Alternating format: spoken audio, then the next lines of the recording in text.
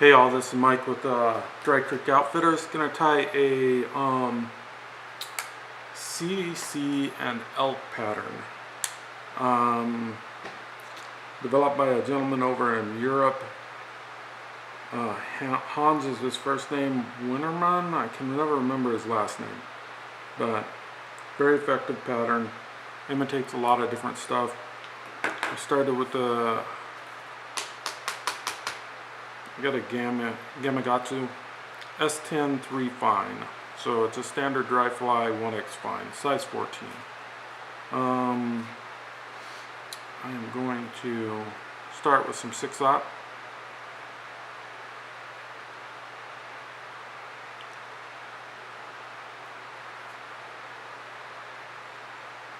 Flatten the thread, move down.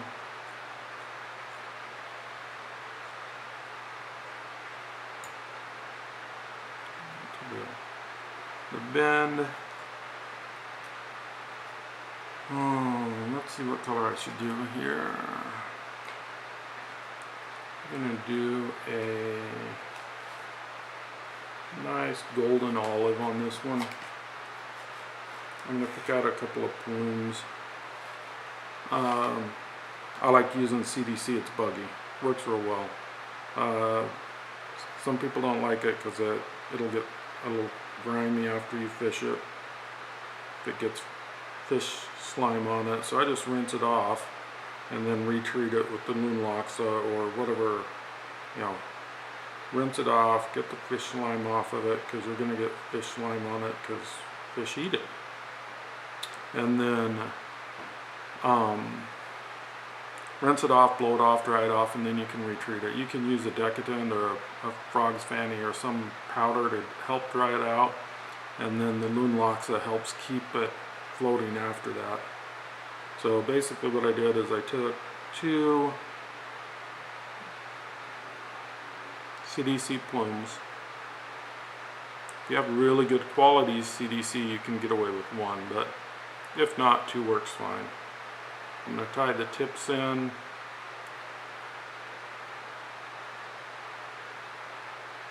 Those are a little long, so if I keep thread tension and I pull back on those feathers, it'll be fine. Then I'm going to do touching wraps, flatten this thread,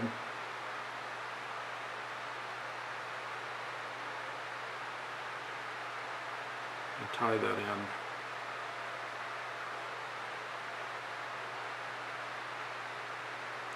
To about 1.5, I'm going to tie in and tie off or quit wrapping about 1 to 1.5 hook eye gaps back on the top or on the shank of the hook. So then I'm going to attach my hackle pliers.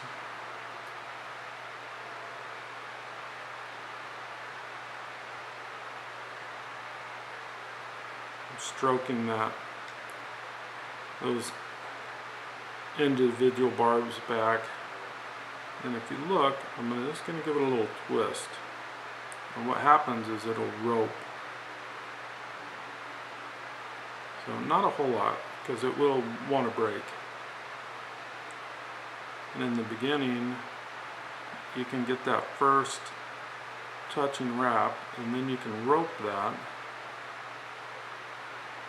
Then about halfway through you can stop roping, and it's going to give you a bunch of barbs to work with for legs in the beginning.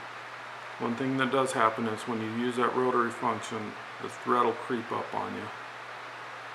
So what I'm going to do is hold this up. I'm going to come in like this and grab it, because I want as much of those barbs as I can get. I'm going to hold the stem and those barbs in this hand.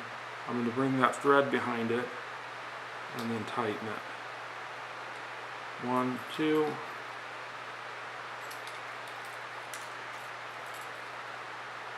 4. Get some nice thread tension. So anytime I'm putting a material on and I need it to tighten, I'm going to put equal pressure on the material and the bobbin. Then I'm going to come in here and trim this pretty close.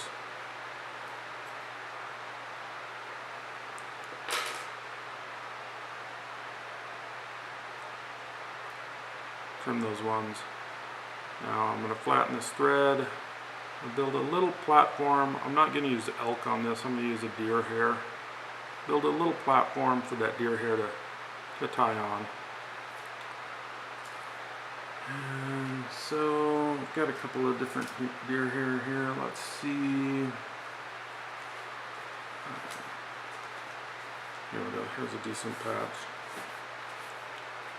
So, see if we're still focused.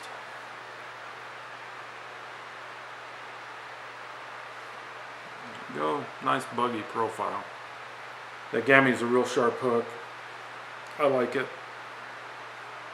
So I'm got a nice patch of deer hair here. I'm going to cut some off for the wing. Most people are going to use too much when they first start tying. So people are going to grab a big clump, you know, the size of a pencil. You need probably about 1/3 of that for this fly. So it's going to be about that much. Let's see if I can get a good picture of that.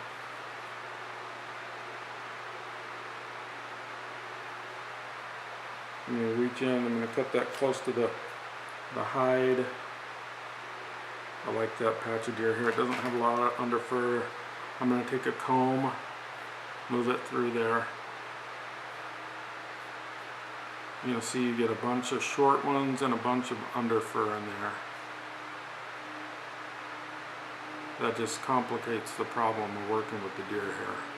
Now, if you're like some of my mentors, they'll take and they'll save that under fur for dubbing. It's kind of a cool gray color on this one, gray tan. So then I'm going to take hair stacker, tips first. Another way you can get that under fur out if the brush isn't getting it all is you can fan that hair out like that. You can blow on it, and what happens is the hair comes back into position. The under fur will stay on the side. So, pretty sure I got all my under fur out. We're going to stack it.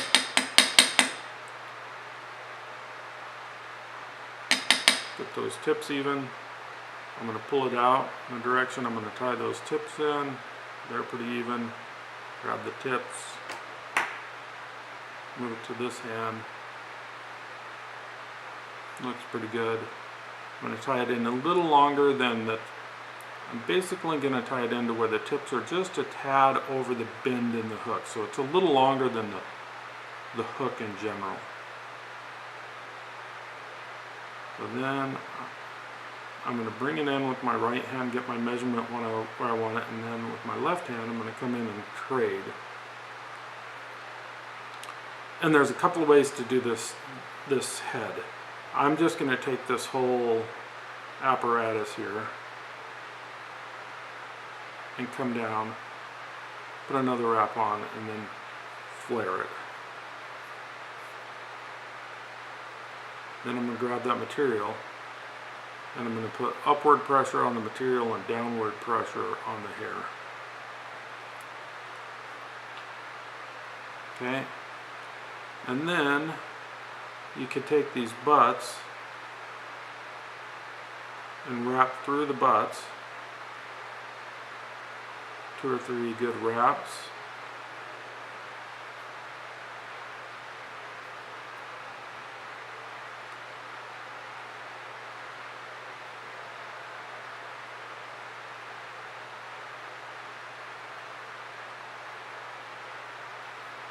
Then you can take those butts, you can trim them. It gives you a nice little compressed hair, or flared hair I should say. Then with those extra flare, with those wraps through the butt ends, it gives you a nice stable wing. That wing's not going to go anywhere. Then I'm going to come in, I'm going to get my whip finisher ready, I'm going to come up, then I'm going to walk my left hand that's holding the whip finisher down to where I'm at the tip. I'm going to be able to grab those butt ends and then whip finish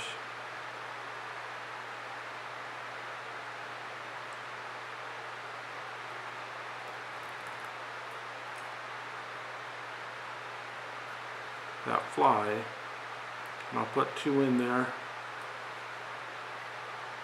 I don't like using necessarily head cement on dry flies.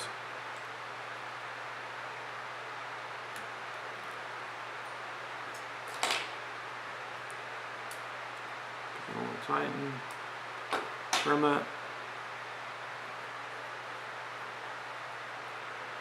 and make sure we're focused here. I'm going to turn this fly sideways so you can see a nice buggy caddis.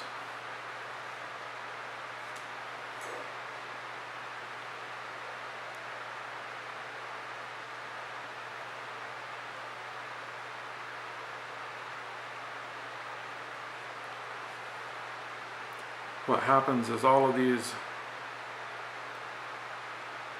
little individual barbs from the CDC act like legs. They capture water. They create a very buggy profile. It on its own floats. CDC is very floatant, or has a high degree of floatability. Let's put it that way. Then I use the deer hair. I'll use elk hair if I can find really good elk hair, but otherwise I like working with the deer. And just gives it that tent wing profile and some more floatability. This bug has worked really well for me in Arizona. I fished it on the Provo during the blue-winged olive hatch in a smaller size, like a size 18, with a different color scheme, a little more gray CDC. And it's very impressionistic. It's a good fly to imitate a lot of different stages of the insect lifestyle. You know, if you pull that under the water and strip it, it'll look like a pupa. You know, it's kind of interesting. You can pop it under the water in some still waters, and because it's buoyant, it'll pop under, and then it'll float back to the top, and sometimes that'll entice some pretty vicious takes.